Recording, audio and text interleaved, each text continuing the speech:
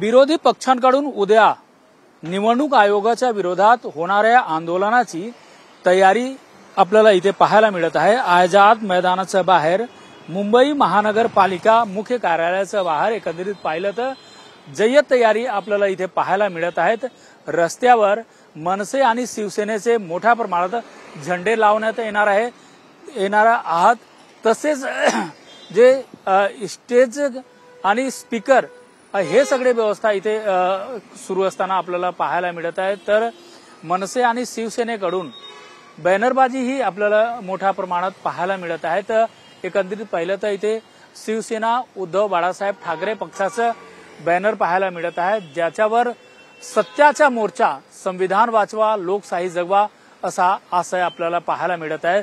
सत्तेची नाही सत्याची लढाई असा इथे दिसून येत आहे। तर एकंदरीत पाहिलं तर मध्य जो डिवायडर आहे त्या डिवायडरवर मोठ्या प्रमाणात मनसे आणि शिवसेनेचे बॅनर पाहायला मिळत आहेत।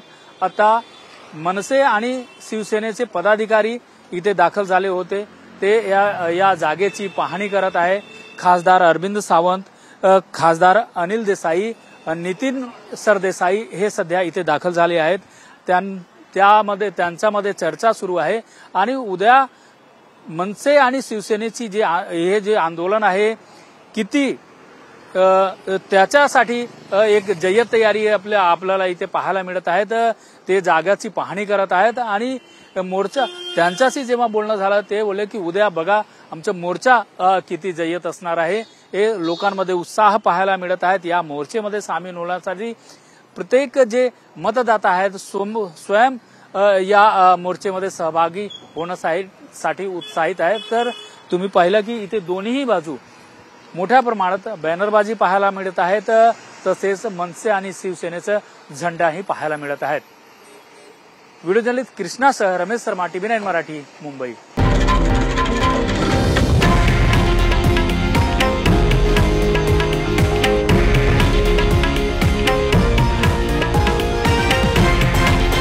हे आहे देशातील नंबर 1 न्यूज नेटवर्क आणि आपण पाहत आहात TV9 मराठी, एकमेव।